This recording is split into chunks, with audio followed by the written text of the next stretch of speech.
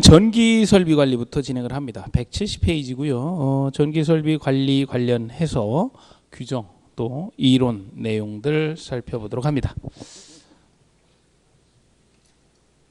자,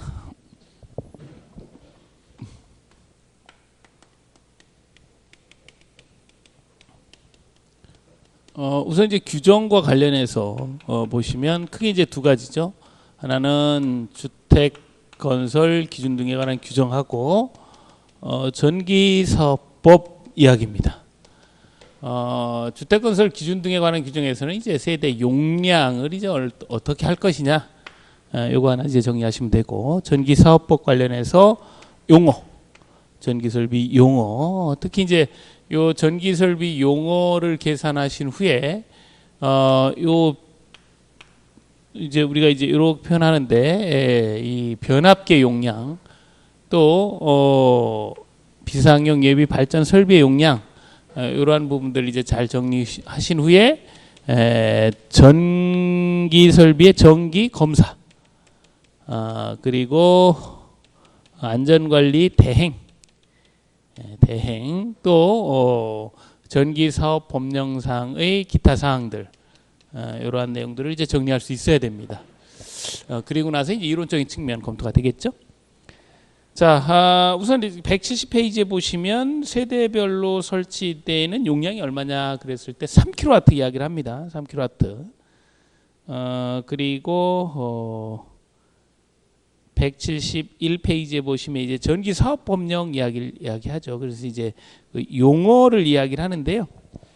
그래서 이 용어를 정의를 하실 때는 아파트 단지 내에 한전 측의 라인이 들어왔을 때 세대나 이 공용의 일부, 우리 이제 380V를 사용하는, 또 220V를 사용하는 곳에 전력이 이제 어떻게 공급되는지를 좀 들여다보면, 실제 들어올 때 저압이 들어오는 것이 아니라 22,900V의 특고압 전류가 들어오죠. 바로 쓸 수 없기 때문에 변압해서 사용을 합니다. 그래서 이제 여기 이제 변압기가 이제 이렇게 들어가게 되고, 압력을 변환시켜서 또 문제가 있을 때 대비해서 이렇게 이제 발전 설비도 준비해 놓죠. 이렇게 한 다음에 이제 세대 또 380으로 이렇게, 공공의 380으로 이렇게 나가게 돼요. 자, 이게 이제 기본적으로 이제 정의를 보시면, 전기 설비란 이제 여러 가지 이제 한전 측에서 보내는 설비가 있는데, 우리한테 들어오는 설비는 이제 자가용 전기 설비입니다. 전기 설비. 거기 이제 다 해서 세 번째 나오죠. 자가용 전기 설비. 그 다음에 쭉 보시면 쭉 있고, 6번을 보시면 전기 수용 설비 나오는데, 수용 설비는 수전 설비와 군의 배전 설비다. 그래 놓고 7번에 수전 설비, 8번에 군의 배전 설비 이야기합니다. 수전 설비는 이렇게 타인의 전기 설비가 이렇게 이제 변압을 마친 후에 배전반이라는 곳에 이렇게 설치되어 있고, 배전반에서 배전이 되죠. 이렇게 여기 배전반까지, 요 설비를 수전 설비, 받는 설비, 배전반으로부터 이쪽 세대 쪽 이쪽으로는 이제 우리 배전 설비인데, 이 배전 설비는 군에 있는 배전 설비에서 군의 배전 설비 이렇게 부릅니다. 그래서 여기는 군의 배전 설비와 이 수전 설비를 합쳐서 부를 때 전기 수용 설비다 이렇게 부른다는 거죠. 그래서 이 용어를 이제 정리를 하실 수 있어야 돼요. 그 다음에 저압, 고압, 특고압 돼 있는데, 이렇게 이제 압력이 있잖아요. 그래서 저압의 경우는 이런 이제 세대나 이런 것들이 저압이죠. 그래서 저압은 이것이 교류냐 직류냐에 따라 다릅니다. 그래서 교류인 경우는 600V죠. 600V 이하입니다. 직류는 750V 이하의 전압을 저압이라고 그래요. 특고압은 7000V 초과입니다. 초과. 그럼 요 사이에 있는 건 뭐냐? 요 사이에 있는 거. 이거를 우리는 고압이라고 부르죠. 이렇게. 그래서 전압은 이렇게 세 가지로 분류가 됩니다. 자, 이렇게 해서 용어를 정리를 했고요. 그래서 요 부분, 예, 수전 설비, 발전 설비, 예, 여기 있는 수전 설비, 요 발전 설비, 예, 요 내용들 이제 정리할 수 있고요. 그다음에 172페이지 보시면 전기 검사가 나오죠. 그래서 요 전기 검사는 자가용 전기 설비에 대해서 하는 거예요. 자가용 전기 설비에 대해서 하고 요 일정은 요렇게 합니다. 337 해서 3년마다 해요. 2개월 전후로 받고 재검사는 3개월 이내에 받아야 되고요. 7일 전에 신청을 해야 돼요. 전기검사 172페이지 보시면 전기검사 그래서 전기사업자 및 자가용 전기 소유자 또는 점유자는 수용가에 설치한 고압 이상 또는 75kW 이상의 비상용 예비 발전 설비에 대해서 3년마다 2개월 전후로 시도지사 또는 산업통상자원부 장관으로부터 전기검사를 받아라 이렇게 표현되어 있습니다. 자, 예, 그 다음에 거기 4번에 보시면 불합격했다 그러면 적합하지 아니한 부분에 대하여 3개월 이내에 재검사를 받도록 하고 있죠. 그리고 5번 보시면 7일 전에 신청해라. 그럼 5일 이내에 이제 필증을 내주겠다. 이제 이렇게 얘기를 합니다. 자, 그 다음에 이제 전기 안전관리자를 선임해서 관리를 하죠. 전기 안전관리자를 선임해서 하는데 일정 규모 미만이면 대행이 가능하다. 그래서 요 대행할 수 있는 경우를 보면 그 용량 구분을 하는데요. 이렇게 이제 수전 설비나 비상용 예비 발전 설비 그리고 합계 용량을 가지고 이야기를 합니다. 그래서 이렇게 이제 안전공사라든지 사업자에 이렇게 이제 대행을 줄 수도 있고 개인 대행도 가능해요. 개인 대행도 가능합니다. 자, 이렇게 했을 때 그 용량을 들여다보면 1000kW 미만 또 500kW 미만이면 대행 가능하고 합계 2500kW 미만이면 안전공사나 사업자의 대행을 줄 수가 있어요. 개인 대행은 그것보다 적죠. 수전 설비는 500kW 미만, 비상용 예비 발전 설비는 300kW 미만입니다. 합해서 1050kW 미만이면 대행을 줄 수 있다. 그래서 그 173페이지에 그 대행하는 자 그 가운데 부분 보시면 기억번, 안전공사 뭐 이렇게 쭉 돼 있고, 그 다음에 니은번 보시면 안전관리본부의 대행 규모의 안전공사나 대행사업자와 이번에 개인 대행자 해서 그 내용을 이제 정리할 수가 있습니다. 자, 이렇게 이제 전기 사업 법령상의 내용을 보셨고요. 그 다음에 이론적인 측면에서 좀 검토를 해보죠. 자, 이론. 이 이론적인 측면에서 요즘 잘 나오는 부분은 요 변압기의 용량을 이제 추정하는 용량 추정식의 내용들이에요. 변압기 용량을 얼마로 할 것이냐, 그 얘기죠.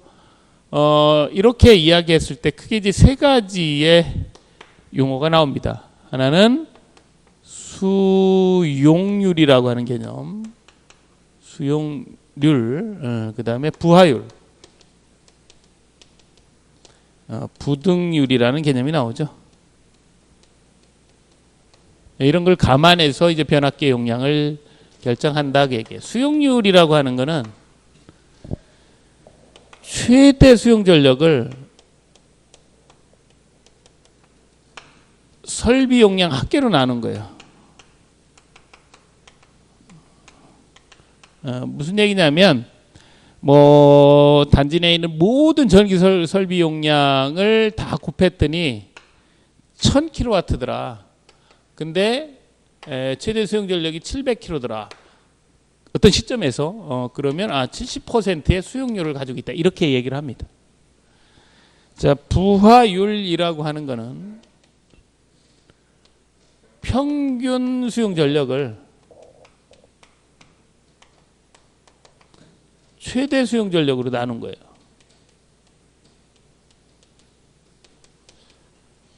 그러니까 어떤 기간 동안에 최대 수용 전력은 700이었는데 평균을 내보니까 예를 들어 350이더라.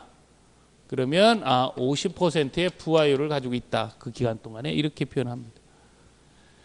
부등률은 조금 개념이 조금 어려울 수 있는데요. 부등률은 각 부하의 최대 수용 전력의 합계 부하의 최대 수용 전력으로 나눈 거예요. 이건 내용이 조금 어려울 수 있고 이건 항상 1보다 큽니다. 이건 이제 문제풀이해서 좀 더 이 개념을 좀 더 잡겠지만 각 부하의 최대 수용 전력의 합계란 얘기는 뭐 이 변전실에서 나가는 부하 뭐 어떤 부하든 관계없습니다. 그 부하 중에 최대 수용 전력을 의 합계를 더해 놓은 것하고 어떤 시간대에 합계 부하가 최대인 것과의 관계예요. 이 관계에 의해서 결정되는 것이 이제 부등률이고, 이거는 최고치를 합해 놓은 이 분자가 항상 크게 되어 있기 때문에 1보다 크게 됩니다. 그래서 이러한 것들을 고려해서 변압기 용량이 결정이 된다는 거죠.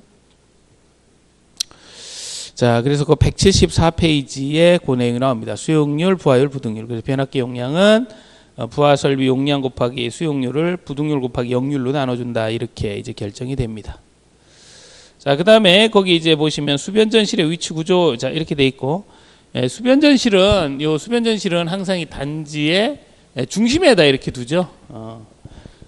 중심에다 두는 이유는 아무래도 이제 이쪽 이렇게 구석에 있으면 이렇게 가면서 전력 손실이 발생하기 때문에 그래요. 그죠?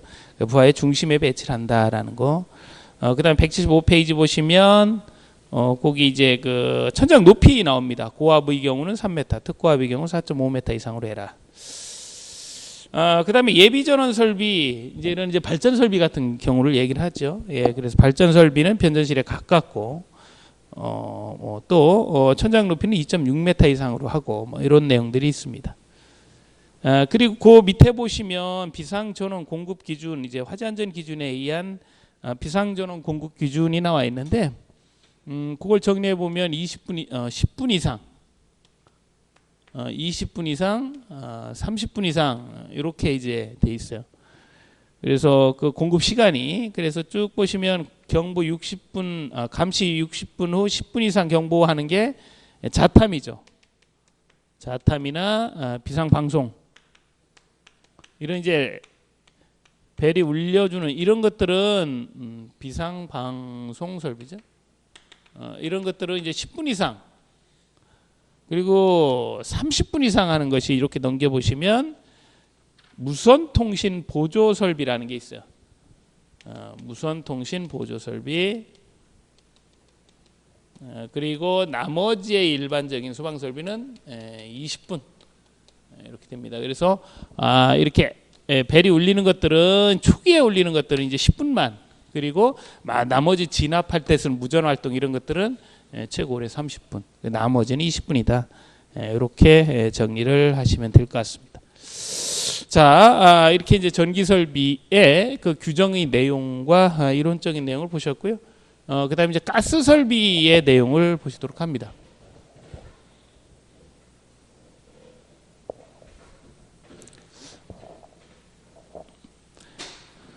가스 설비는 잘 나오질 않는데 지난해 한번 이렇게 구성이 됐었죠. 가스 설비. 가스 설비는 도시가스의 경우를 가지고 구성을 합니다. 이 가스도 도시가스가 있고 액화 석유가스, LPG가 있잖아요. 그래서 법령이 달라요. 이거 도시가스 사업법, 또 LPG는 LPG 관련 법령이 다른데, 문제에서는 이제 도시가스 사업법 관련된 부분으로 이제 구성을 하죠. 이 가스 설비의 내용을 좀 보시면, 거기 이제 주로 이제 문제 구성되는 곳이 배관 설비의 시설 기술 기준이라고 하는 부분이에요. 그래서 요 도시가스를 사용하기 위해서는 가스 사용 시설이 이제 나오게 되고, 사용 시설을 어떻게 설치할 것이냐, 그것은 이제 시설 기준에 따라서 설치하게 되는데 이 시설 기준의 내용이죠. 그 가스 사용 시설은 크게 가스 배관 또 가스 계량기가 있습니다. 가스 계량기. 그래서 이러한 것들을 이제 어떻게 시설을 해야지 안전한지에 대한 이야기예요. 자, 우선 이제 가스 배관의 경우, 우선 첫 번째 매설을 하는 경우에는 60cm 이상 매설을 하라 그래요.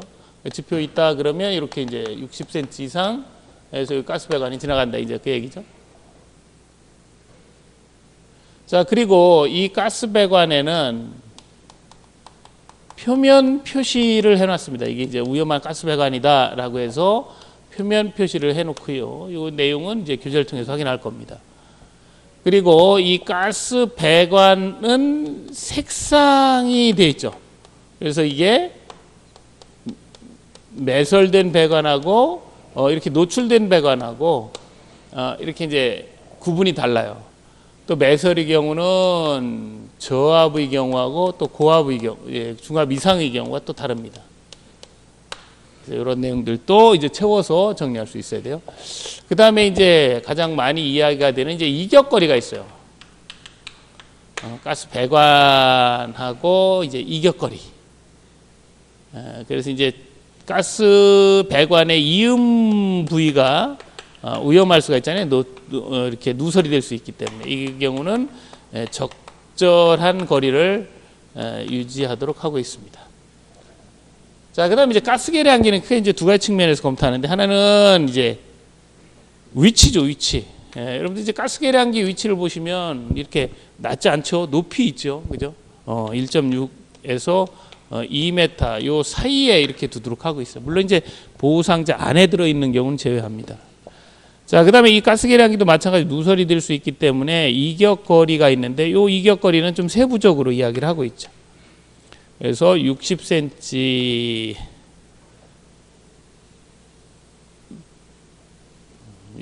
이상 이격하는 게 있고 30cm 이상 또 15cm 이상 이격하라고 하는 게 있어요.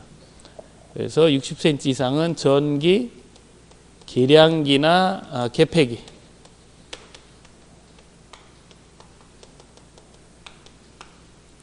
30cm 이상은 굴뚝. 이건 이제 단열이 안 된 경우에요. 단열 조치가 되어 있지 않은 경우에 굴뚝. 또 전기 접속기나 콘센트를 얘기하죠. 전기 전멸기, 스위치입니다. 전멸기.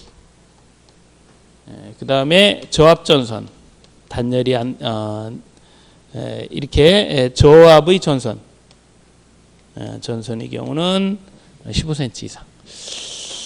자, 이 내용 지금부터 이제 들여다 보도록 합니다. 자, 176페이지요. 자, 배치 기준 나오고 우선 가스 계량기 나옵니다. 물론 여기 나와 있지 않지만 화기하고는 2m 띄어라. 이거 뭐 쉽게 아실 수 있고.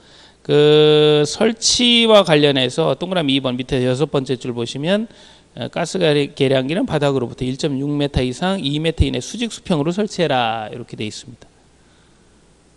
또 3번 보시면 이 얘기죠. 이렇게. 자, 3번 보시면 이제 이격거리가 나오는데 가스 계량기와 전기 계량기 개폐기와는 60. 또 굴뚝, 단열 조치 안 된 굴뚝이나 접속기 전멸기하고는 30. 그 다음에 전련 조치를 하지 않은 저압 전선과는 15. 이렇게 이격을 해라. 그래서 이건 이제 기억을 하셔야 되는데, 요 머리 글자를 따서 기억을 합니다. 그래서 계량기, 개폐기 이렇게 기억으로 시작하면 60. 전기 접속기 전멸기 지읒으로 시작하면 30. 기억으로 시작하더라도 이렇게 단서가 붙어 있으면 무조건 한 단계 밑에, 지읒으로 시작돼도 이게 이제 전련이 안 된 거죠. 전련 조치가 되어 있지 않은 거잖아요. 이렇게 이제 단서가 붙으면 무조건 한 단계 아래로 생각을 하시면 돼요. 그래서 기억은 60, 지읒은 30인데 단서가 붙으면 한 단계 밑으로 보시면 돼요. 기억 60, 지읒 30. 자, 이렇게 해서 요 가스 계량기 이렇게 내용을 보셨고요.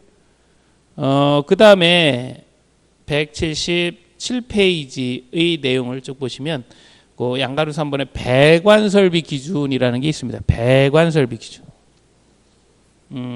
그래서 그 배관설비 기준을 쭉 보시면 그 동그라미 4번 보시면 지면으로부터 이렇게 0.6m 거리를 유지해라 이렇게 돼 있고요. 그 다음에 이거 5번을 보시면 적절한 이음부하고는 이제 적절한 거리를 유지해라 이렇게 돼 있습니다. 2호에 나오죠. 배관의 이음부하고는 적절한 거리를 유지해라. 자, 그 다음에 178페이지를 보시면 거기 중간 부분에 동그라미 9번이 있습니다. 동그라미 9번을 보시면 안전을 확보하기 위하여 배관임을 명확하게 알아볼 수 있도록 다음 기준에 따라 도색 및 표지를 해라 이렇게 얘기를 해요. 그래서 그 1번 보시면 사용가스명, 최고 사용압력, 도시 흐름 방향을 표시해라. 그래서 이제 표면 표시를 세 가지를 하라는 거예요. 그래서 이렇게 이제 배관을 보면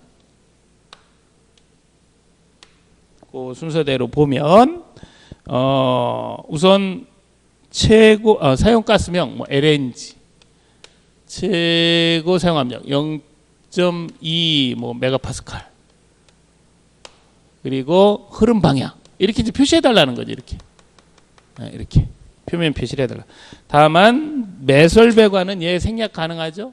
매설은 생략 가능해. 이걸 이제 하는 이유는 밸브 이쪽 거 잠그라는 거죠. 저쪽 거 이제 여기서 누설이 생겼다 그러면 이쪽 밸브가 있고 이쪽도 밸브가 있으면 이거 잠그면 의미가 없죠. 이렇게 가니까 이쪽 걸 잠가라라는 거예요. 그래서 매설 배관은 흐름 방향 표시할 필요성이 없습니다. 그죠? 자, 그 다음에 색상을 볼 텐데요. 그 2번 보시면 지상 배관은 이게 노출된 거죠. 여기 지상 배관. 지상 배관은 이제 황색으로 해라 이렇게 얘기합니다. 근데 그 내용을 자세히 들여다보시면 황색으로 하고 지하 매설 배관은 최고 사용 압력이 저압은 황색. 이건 황색. 중압 이상은 붉은색으로 하는데 노출된 이 지상 배관이 노출된 것으로서 1m 높이의 폭 3cm 이상의 3cm 이상의 황색들 이중으로 표시하면 황색으로 하지 않을 수도 있다는 거죠. 그러니까 1, 2, 3 1m 높이의 이중의 폭 3cm 황색 띠를 하게 되면 이건 황색으로 하지 않아도 된다는 거예요. 이런 조항이 있다. 그래서 이제 가스 배관도 이렇게 이제 자세히 보시면 이렇게 배관에 이렇게 황색 띠가 이렇게 두 개 이렇게 가 있는 경우가 있어요. 이렇게 두 줄 이중으로 이렇게 하면 이건 색상을 황색으로 굳이 하지 않아도 됩니다. 라는 조항이 있죠. 여기 이제 도시가스 시설 기준과 관련된 부분이니까요. 이렇게 좀 뭐 자주 출제되지는 않지만 그래도 배관하고 계량기 구분해서 정리하실 필요성이 있다. 자, 그 다음에 179페이지 보시면 이제 도시가스 안전관리자 나오는데 이 도시가스 안전관리자는 공급자가 이제 선임을 하도록 그렇게 돼 있죠. 자, 이렇게 내용을 보셨고요. 그 다음엔 소방설비 부분을 살펴보도록 할 겁니다. 소방설비 정말 시험에 많이 나와서 이제 조금 어려운데요. 그 내용 자체는 전부 다 또 규정이에요. 이론이 아니고. 그래서 이 소방설비와 관련된 부분 지금부터 이제 살펴보시도록 할 텐데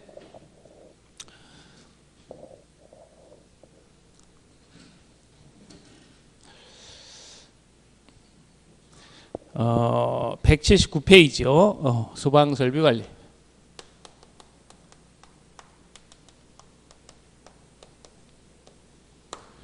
자, 우선 이 소방설비는요. 이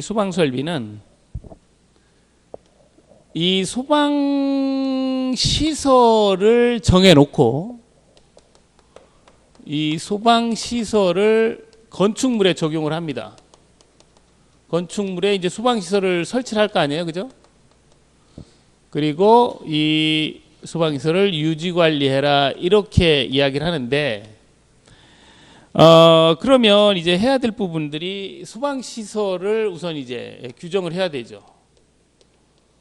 그리고 이 건축물의 크기에 따라서 뭐 용도에 따라서 이 소방시설이 설치가 되는데 모든 품목이 다 설치되는 것이 아니라 설치되는 종류가 있죠.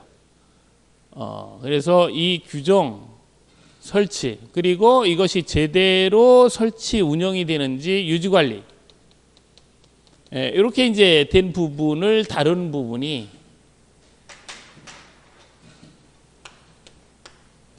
화재 예방, 소방시설 설치 유지 및 안전관리에 관한 법률이라고 하는 거예요. 그래서 여기에서 보통 통상 여기 설치와 관련된 부분, 유지 관리와 관련된 부분 정도가 두 문제 정도가 출제가 되고요. 그리고 이 설치를 하는 데 있어서 기준에 맞춰서 설치를 해야 되잖아요. 그러니까 뭐 압이 제대로 나오고 정확한 기준에 맞춰서 설치를 해야 되는데 이 기준을 다룬 것이 국가 화재 안전 기준이라고 하는 거예요. 그래서 이 기준은 이 모든 소방시설에 대한 기준을 다 정하고 있습니다. 그래서 이 화재 안전 기준에서도 두 문제.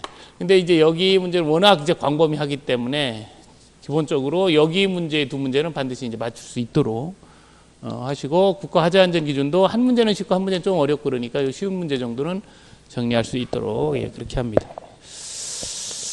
자, 179페이지 내용을 보시면 소방설비 관리 이렇게 돼 있고, 정의, 화재 예방, 소방시설 설치 유지 및 안전관리에 관한 법률을 사용하는 용어의 뜻은 다음과 같다. 소방시설이라고 하는 것은 소화, 경보, 피난, 소화, 용수, 그 밖에 소화 활동설비로 대통령령으로 정하는 것이다. 이렇게 이야기를 합니다.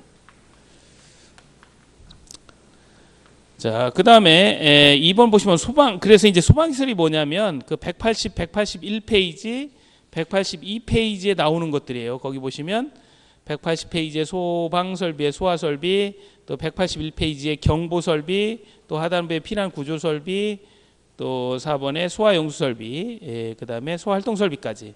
이걸 이제 소방시설이라고 하고, 그 180페이지 보시면 소방시설 등이라고 하는 건 이 소방시설에다가 뭐 비상구, 뭐 방화 셔터 이런 것들을 얘기를 합니다.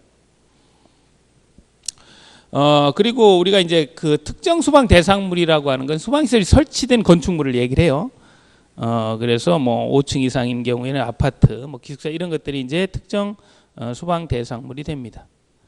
자, 그 다음에 소방용품은 이 소방시설을 구성하는 것들이에요. 예를 들면 옥내소화전, 옥내소화전이 소화설비인데 이 옥내소화전을 사용하기 위해서 호스도 있어야 되고 노즐도 있어야 되고 그렇잖아요. 또 함도 있어야 되고 이런 것들을 이제 우리는 소방용품 이렇게 정의를 합니다. 그 다음에 이제 무창층이라고 하는 건 말 그대로 창이 없는 층인데 이게 뭐냐면 조그만 창으로 대피할 수 있는 그러한 층을 그러니까 대피해서 직접 바깥으로 나갈 수 있는 층, 이걸 이제 무창층이라 그래요. 정확히 표현하면 지상층 중에 다음 요건을 모두 갖춘 계급의 면적 합계가 해당 층 바닥 면적의 30분의 1 이하가 되는 층이다. 그러니까 계급부가 작은데 거기로 대피가 가능하다라는 거죠. 그래서 대피하려면 사람이 빠져나가야 되죠. 그러니까 크기 50cm 원에 내접해라. 그러니까 사람이 좀 좁혀서 50cm면 나갈 수는 있겠죠, 그죠? 그 다음에 높이가 높으면 또 못 나가잖아요. 1.2m 이내에 그 계급부가 있어야 돼요. 그 다음에 도로, 또 차량이 들어올 수 있는 빈터를 향하고 있어야 되고, 또 이렇게 뭐 창살 같은 게 있어 이렇게 부술 수 있어야 나갈 수 있어야 되죠. 쉽게 부수거나 열 수가 있어야 된다. 자, 그다음에 이제 피난층이라고 하는 것은 이제 1층이 아니라 그냥 지상으로 나갈 수 있는 층. 그러니까 이게 약간 뭐 이쪽은 지하인데 반지하인데 뭐 이런 애매한 경우가 있어요. 딱 나갔을 때 지상이 나와야지 이걸 피난층이라고 합니다. 자, 이렇게 해서 이제 기본적인 정의를 보셨고요. 본격적으로 이제 소방시설부터 보겠습니다.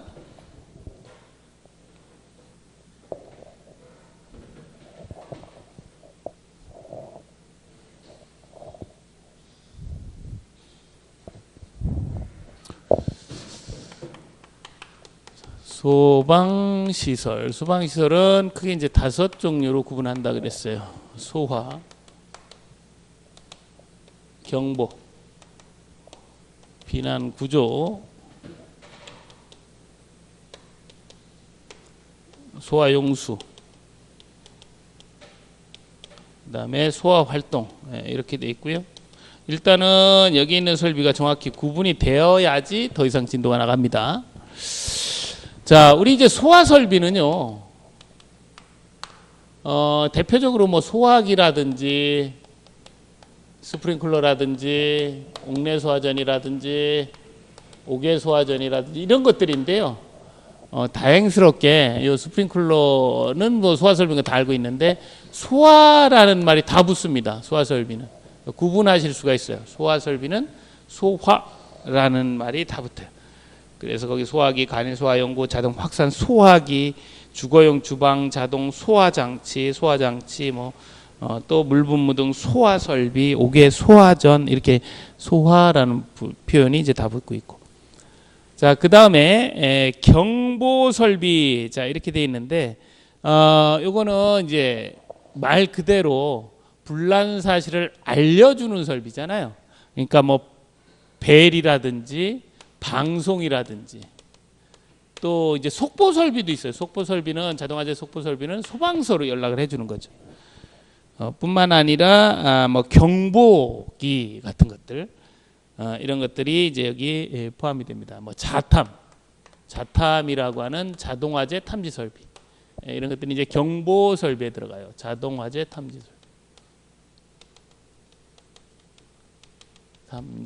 설비. 그다음에 이제 피난 구조 설비는 말 그대로 이제 그 불이 나서 불난 사실을 알려주면 피난도 하고 또 일부는 구조도 하죠. 그러니까 대표적인 피난 설비는 이제 유도등이죠. 유도등 이거 보고 이제 유도등 이렇게 생긴 그 픽토그램 있잖아요, 그죠? 요거 보고 이제 피난하죠. 그리고 또 구조를 하는 데 있어서 필요한 것들, 이제 위험하니까 인명 구조 기구나 뭐 이런 것들 필요하죠, 그죠? 인명 구조 기구. 그리고 직접 이제 바깥으로 나간다 그러면 완강기 같은 거. 이런 것들이 이제 피난 구조 설비에 들어갑니다. 자, 그 다음에 소화 용수 설비는 말 그대로 물로 불을 끄는 거죠. 물탱크입니다. 그래서 지하에 가 보면 우리 이제 저수조가 있듯이 소화 수조가 이제 이렇게 일정 규모 이상이면 있어요. 소화 수조. 소화 활동 설비는 직접 소화를 하는 건 아니고 소화 활동을 돕는 보조 설비예요. 그래서 이 소화 활동 설비는 보조로 소화 활동을 돕는 설비다. 이렇게 이제 보시면 되고, 이제 대표적인 게 이제 연기를 빼주는 제연 설비. 연기가 있으면 소화 활동 못 하잖아요. 제연 설비. 또 물이 부족하면 스프링클러나 옥내 소화전 쓸 수가 없죠. 그럼 소방차가 와가지고 연결 송수관 설비에 물을 공급을 해주면 스프링클러나 또 옥내 소화전 물을 쓸 수가 있죠. 뭐 연결 설비, 살수 설비. 뿐만 아니라 전원이 이제 차단이 되면 전원 공급도 해야 되죠. 이건 이제 비상 콘센트 설비라 그럽니다. 설비. 뿐만 아니고 무전 활동도 도와야 돼요. 이게 무선 통신 보조 설비. 통신 보조 설비. 그리고 이제 막 불이 번지면 안 되죠. 연소 방지 설비. 자, 이런 것들이 이제 소방시설이 있습니다. 이게 이제 이렇게 이제 소방시설을 구분하고 이 소방시설을 이제 설치해야 돼요. 그죠? 그러면 이제 건축물에 이제 설치를 하게 되는데 그 설치와 관련된 부분이 183페이지에 내용이 되어 있습니다. 그래서 요 138페이지에 요 설치와 관련된 부분을 보시게 되면 소화 설비해서 그 소화 기구부터 여기 있는 이제 소화기, 여기 이제 소화기가 이제 소화 기구죠. 여기에서부터 쭉 자동 소화장치, 옥내 소화전, 뭐 옥외 소화전, 스프링클러 쭉 해서 또 뒤에 넘기면 이제 경보 설비, 또 소화 용수 설비, 소화 활동 설비까지 이러한 부분들을 소방시설에 이제 이렇게 설치를 하게 됩니다. 이거를 특정 소방 대상물에 설치하는 소방시설이다 이렇게 이제 표현하는데 요 부분은 이게 우선 되어 있어야 돼요. 그래 이것들을 이제 건축물에다가 이제 이렇게 설치하는 과정이고요. 자, 그래서 이렇게 이제 설치하는 과정은 요 부분이죠. 요 부분. 그래서 화재 예방 소방서 설치 기준과 관련된 부분이고 주로 한 문제가 이제 여기서 구성이 됩니다. 그래서 여기 나와 있는 첫 번째 이제 소화기 대표적인 소화기가 소화기구인데 요 소화기구는 거기 보시는 것처럼 연면적 얼마요? 33제곱미터 이상이면 설치해라 이렇게 얘기하니까 아주 작은 규모도 소화기는 있다 이제 그 얘기가 되는 거죠. 그 다음에 자동 소화 장치는 주거용이 있고 뭐 캐비넷형이 있고 뭐 여러 가지가 있는데 주거용 주방 자동 소화 장치는 아파트에 모두 설치되어 있어요. 아파트에는 주거용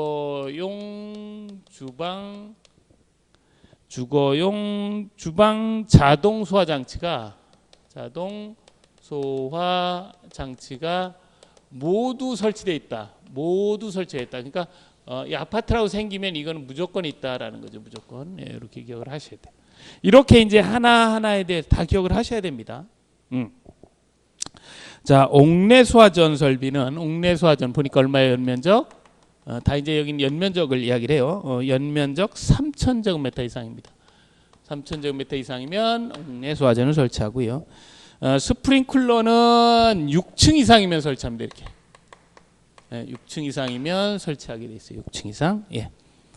그다음에 이렇게 넘어가시고 그다음에 184페이지에 보시면 5개 소화전 설비 나오는데 5개 소화전 설비는 이제 아파트는 설치 대상이 아니에요. 여기 보시면 지상 1층, 2층 바닥 면적 합계가 9,000제곱미터 이상이면 설치한다 이렇게 돼 있습니다. 자, 그다음에 경보 설비의 비상 경보 설비 여기도 보시면 쭉 돼 있는데 비상 경보 설비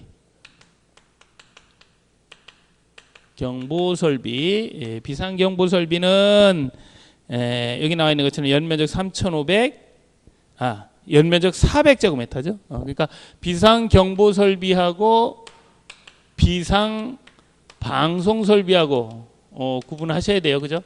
그래서 우리 이제 공동주택에는 비상 방송 설비가 설치되어 있죠. 이거는 연면적 400제곱미터고 요거는 연면적 3,500입니다. 그러니까 이게 이제 좀 크죠. 그래서 이제 설치하도록 되어 있다. 자, 그 다음에 자동화재 탐지 설비는 요거는 연면적 1,000제곱미터예요. 1,000제곱미터 이상이면 설치가 되죠. 자동화재 탐지 설비. 자동화재 속보 설비는 30층 이상의 공동주택입니다. 공동주택은 30층 이상. 자, 그 다음에 단독 경보용 감지기 이렇게 이건 1,000제곱미터 미만이고요. 예, 이렇게 정리가 되고. 그 다음에 이제 피난 구조 설비 관련해서 완강기라든지 이런 것들 보시면 이 피난기구는 피난층 1층, 2층 및 11층 이상은 설치하지 않습니다. 그러니까 3층부터 10층까지만 설치되는 거죠. 예. 자, 유도등은 뭐 이런 이제 피난구 유도등이나 통로 유도등 이런 것들이 있다. 그다음에 이제 비상 조명등 설비 이렇게 돼 있고 소화 용수 설비 보시면 소화 용수 설비의 소화 수조는 상수도용 소화 용수 설비 그죠? 요거는 연면적 5,000제곱미터 그죠? 5,000제곱미터 이상이면 설치가 됩니다. 자, 그다음에 연결 송수관 설비는 5층 이상이고 5층 이상 그리고 연면적이 6,000제곱미터예요. 그래서 요거는 이제 말 그대로 연결 설비라서 5,000이고 6,000 이렇게 연결을 시켜야 돼요. 6,000제곱미터 이상 이렇게. 그리고 여기에 해당하지 않더라도 층수가 7층 이상 그래서 5, 6, 7 이렇게 연결이 되잖아요. 연결 송수관 설비 이야기입니다. 연결 살부 설비는 아주 작은 거에 설치가 되는 거고요. 비상 콘센트 설비는 11층 이상으로서 11층 이상의 층만 설치가 돼요.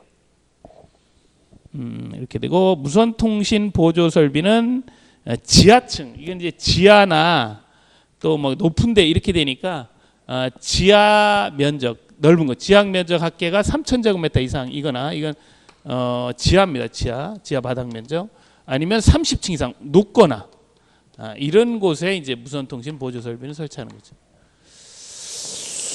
자, 지금 이제 설치까지 이제 보셨는데요. 이 설치, 노란색 설치를 아시려면 기본적으로 흰색 바탕이 돼야 돼요. 그러니까 소방 시설을 구분하고 1차적으로 구분하고 그리고 그거에 맞춰서 노란색에 이렇게 이제 소방 시설을 설치하게 되면 이 특정 소방 대상물이 되게 되는 겁니다. 그러면 이 특정 소방 대상물을 이제 어떻게 관리를 할 것이냐? 그 부분은 이제 186페이지에 구성이 되어 있고요. 이 부분은 이제 다음 시간에, 그러니까 요 내용을 정리를 하셔야 돼요. 이게 이제 정리가 되어야 되고, 이제 특정 소방 대상물을 이제 어떻게 관리할 것인지에 대한 이야기를 진행하도록 하겠습니다. 예, 수고하셨습니다.